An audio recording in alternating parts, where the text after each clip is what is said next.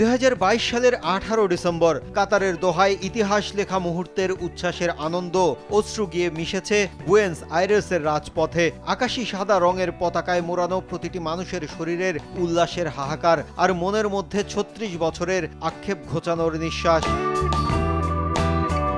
বিশ্বকাপ জয়ের সেই ইতিহাস গাথা মুহূর্ত নিয়ে 2023 সালে তৈরি হয়েছিল ডকু মুভি মুচাচোস। মেসি ডি মারিয়াদের সেই ফুটবল যুদ্ধ জয়ের গল্পের প্রতিটি মুহূর্তে আবেগের বহিঃপ্রকাশ। সারা জাগানো সেই মুভি এলো বাংলাদেশে, হয়ে গেল প্রিমিয়ার। দক্ষিণ আমেরিকানও ফার্স্ট মুভি, এটা স্প্যানিশ ল্যাঙ্গুয়েজে তৈরি করা মুভিটা। এটা 110 মিনিটের মুভিটা, এবং এই বাংলাদেশের দর্শক, আর্জেন্টিনার দর্শক প্রচুর, এবং সেটাই চিন্তা করে আমরা এই মুভিটা নিয়ে আসছি। আমাদের তো বাংলাদেশে প্রায় কোটি কোটি লোক, আমাদের আর্জেন্টিনার ফ্যান ফলোয়ার বেশি বাংলাদেশে। অন্যান্য দেশেরও আছে, আমি ব্রাজিলকেও ছোট করব না, ব্রাজিলেরও আছে, বাট বাংলাদেশের ফ্যান ফলোয়ার বেশি। আর এই ধরনের ডকু ফিল্ম আর্জেন্টিনারই হয়েছে ফার্স্ট টাইম, এটা অন্যান্য কান্ট্রির কিন্তু হয়নি এখনো। সো যদি অন্যান্য কান্ট্রির হয়, আমরা অবশ্যই অন্যান্য কান্ট্রিটাও নিয়ে আসবো। আপাতত যেহেতু আর্জেন্টিনা হয়েছে, কেবল ডিসেম্বরে আমরা রিলিজ করেছিলাম, এটা হয়েছে। সো এই ধরনের মুভি যদি হয়, সারা বিশ্বে হয়, আমরা নিয়ে আসবো। বাংলাদেশের ফ্যান ফলোয়ার যারই বেশি, সেই মুভিগুলোই আমরা নিয়ে আসবো। We think that sport cooperation is always two ways.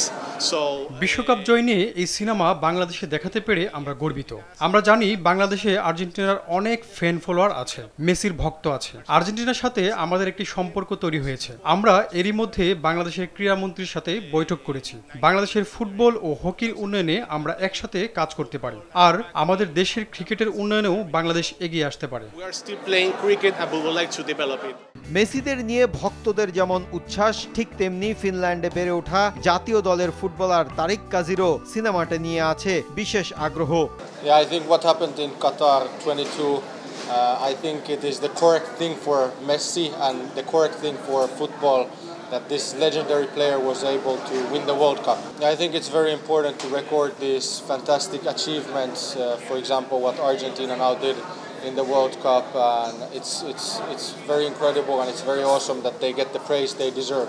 I think we can just take inspiration from this.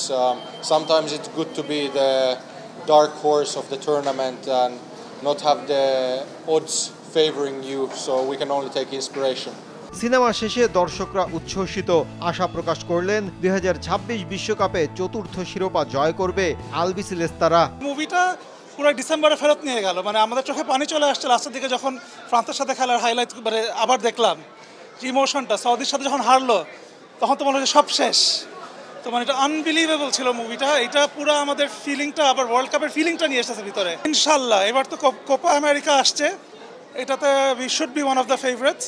তারপরের দেখা, তারপরেরটা তো ওয়ার্ল্ড কাপ তো এখনো দূর আছে, তারপরে বাট ইনশাল্লাহ জায়গা তো আছে আরো বেশি লাগানোর। স্পেশালি হচ্ছে আমরা এখানে মেসি সম্পর্কে সবকিছু জানতে পেরেছি, উনাদের আর্জেন্টিনা সম্পর্কে জানতে পেরেছি। যেহেতু ডকু ফিল্ম এবং পুরো আর্জেন্টিনার জার্নিটাকে দেখানো হয়েছে বিশ্বকাপের, এবং তাদের সমর্থকদের উচ্ছ্বাস এবং সারা ওয়ার্ল্ডের যে আর্জেন্টিনার সমর্থক আছে তাদের যে উচ্ছ্বাস, ওই জিনিসটা দেখানো হয়েছে। এবং মানে এই ছবিটা পুরো, মানে আমি বলবো সবাই এসে দেখুন, পুরো আপনারা মানে আমাদের 22-এর বিশ্বকাপের পুরো ফিলটা পাবেন, এবং অসাধারণ film. And this is the first time I'm being in a theater like this. Having the movie of Argentina being champions of the World Cup 2022 is amazing. Some feelings inside the movie in between, and it's very nice. It's very nice to feel that. 100 মিনিটের এই cinema বাংলাদেশের star সিনেপ্লেক্সে চলবে আগামী কয়েক সপ্তাহ। মাহফুজুল ইসলাম, RTV, Dhaka.